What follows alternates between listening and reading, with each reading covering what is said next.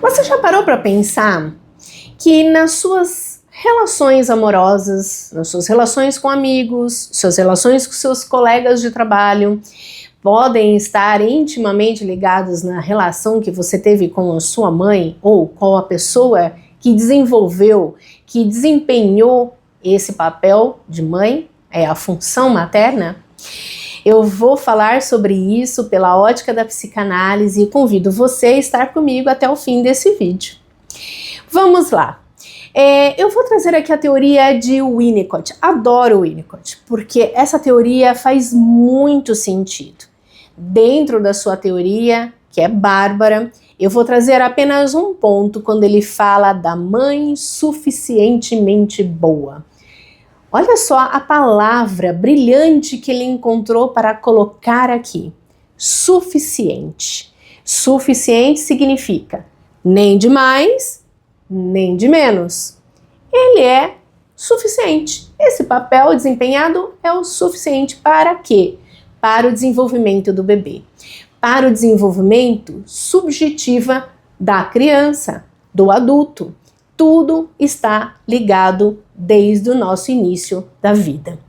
Então vamos falar um pouquinho sobre isso, porque o Winnicott, ele fala de que a mãe, ela precisa ser aquela mãe zelosa, aquela mãe que dá os cuidados, aquela mãe que dá a atenção, que supre as primeiras necessidades da criança, não somente pelo nutriente, pelo amamentar, mas também psiquicamente.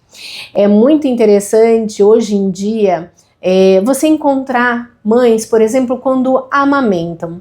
E quando estão amamentando, ela simplesmente às vezes está olhando um celular, está fazendo outras coisas, mas ela não tem aquela relação íntima com o bebê.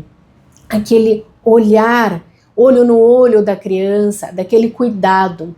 Isso é fundamental. Você não está ali somente dando leite, você está dando o espelho para a criança. O primeiro espelho da criança é o olhar da mãe. Aquela conexão, olho no olho da criança, é desenvolver ali a segurança.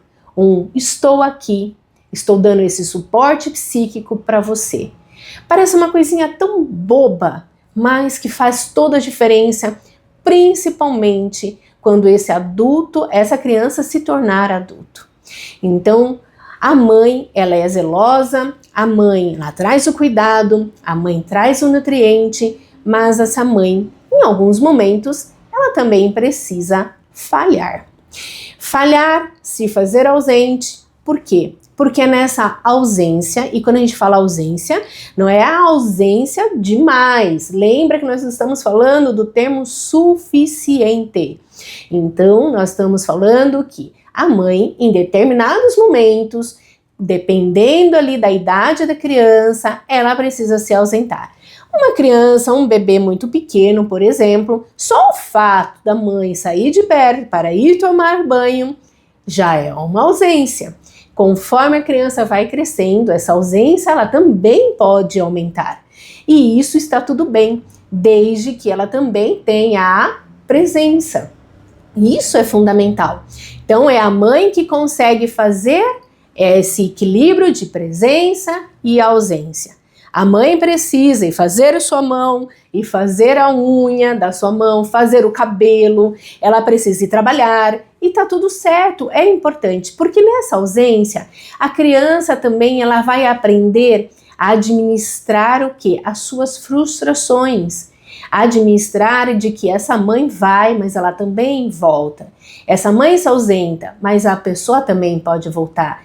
E aos poucos ela vai entendendo de que essa mãe, ela tem outros desejos, que não é somente ela. Então, eu já falei inclusive em outro vídeo sobre isso, estou aqui reforçando por quê? Porque eu quero trazer e entrelaçar também com o que na psicanálise a gente chama de um mecanismo de defesa sobre formação reativa. A formação reativa, segundo Freud, é um mecanismo de defesa onde nós tentamos levar para uma outra situação diferenciada aquilo que de fato nós sentimos. Muitas vezes podemos encontrar pessoas que de repente foram mães e que não desejavam ser mães. E ali teve toda uma frustração diante da notícia desta gravidez, ou algo que para ela não desejava naquele momento, porque ela tinha outros planos. E aí ela tem ali um sentimento de que aquela criança talvez não seria muito bem desejada naquele momento. E ela se sente, de alguma forma, culpada por essa situação. Principalmente porque vivemos numa sociedade onde nós temos o encargo como mulher de que temos que ser mãe, e além de ser mãe, nós temos aquele amor pleno, aquele amor que é incondicional. E se você não sente isso, então que tipo de mulher você é? Que tipo de mãe você é? Que mãe perversa você deve ser? Então, diante de todas essas exigências, e ela não podendo sentir o que de fato ela sente, ela acaba fazendo um papel contrário de tudo aquilo que ela sentiu. E passa a ser uma mãe hiper mega protetora. Ela faz tudo para essa criança. Ela tem um amor que, diante dos olhos das pessoas, é aquela mãe perfeita, que não deixa nem espaço para essa criança se frustrar. Afinal de contas, talvez a frustração da criança está ligado ao quê? Ao fato de um dia ela ter permitido sentir sentimentos que não são desejáveis para esta criança. Então ela não permite nem que essa criança se frustre. Pensa, olha só o que pode acontecer aqui. Essa mãe já deixou de ser a mãe suficientemente boa. E é interessante o quanto que isso reverbera em nossas relações. Uma relação amorosa, por exemplo, você não consegue colocar limites. Você não consegue se posicionar.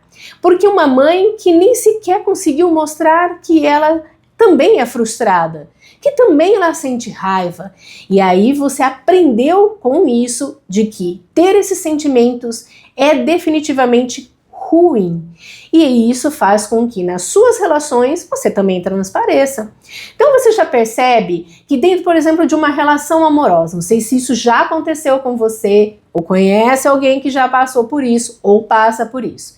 Ela segura o tempo todo aquilo que desagrada, ela não consegue demonstrar isso, e quando de repente ela vai conversar com o seu cônjuge, seja homem, seja mulher, ela explode. Ela não tem o que a gente pode chamar de uma administração da sua emoção.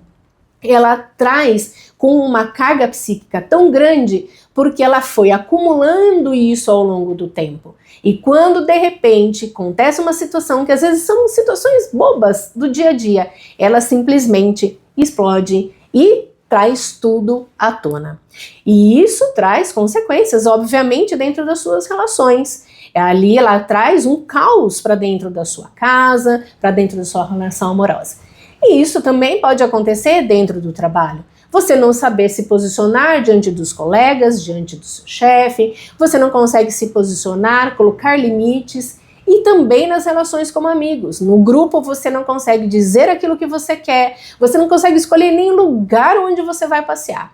E você sempre naquela sua frustração de fazer aquilo que você não quer e nunca se posicionar.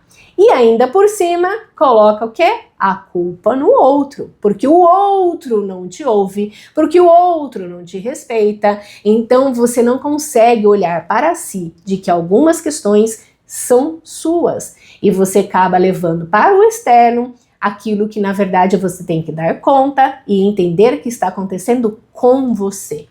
Então perceba as consequências, o quanto isso reverbera na nossa vida adulta. E a gente repete isso ao longo da nossa vida. A gente vai repetindo, trazendo sofrimento, trazendo brigas, confusões, conflitos. E eu vou te dizer, a vida em sofrimento não é normal. Não é para ser desta forma. Lógico, a vida tem sofrimentos. Afinal de contas, a mãe suficientemente boa nos ensina a passar por alguns sofrimentos. Nos ensina a passar por algumas frustrações. Perceba, até vou fazer um parênteses aqui. Quantas crianças têm uma dificuldade enorme de ouvir um não? o não de uma professora, o não de um coleguinha. Tudo bem que é comum que isso aconteça com crianças, afinal de contas ela está nesse desenvolvimento. Mas quando isso você percebe que passou do que a gente pode entender de desenvolvimento normal da criança. E pior, quantos adultos você encontra com essa mesma condição infantilizada? Aí sim a gente pode dizer que algo está disfuncional. Então, lidar com frustrações, lidar com o sofrimento são questões importantíssimas para que você possa ensinar o seu filho. E se você já é adulto, o quanto você tem que se deparar com isso. Então o sofrimento não é para ser comum. A questão da culpa, da raiva, são sentimentos que você precisa reconhecer. É importante, isso faz parte. Porque quando a gente está, por exemplo, dentro de uma análise psicanalítica, dentro de um setting psicanalítico, a primeira coisa que a gente precisa fazer é reconhecer esses sentimentos. Reconhecer, admitir que sentimos, para que só então a gente possa possibilitar outros caminhos dentro desse tratamento junto com a psicanálise.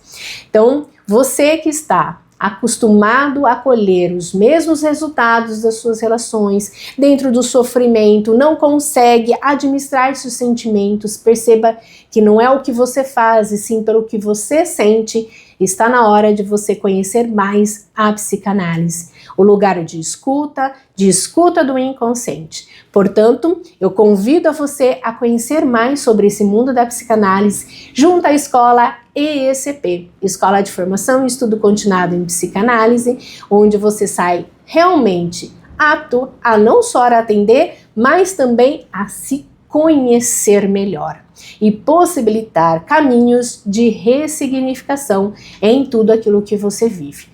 Se você acha que fez sentido para você, curte o nosso vídeo, compartilhe com aquelas pessoas que de repente precisam ouvir um pouquinho mais sobre isso. Também se inscreva no nosso canal, siga-nos no Instagram e eu espero você no próximo vídeo.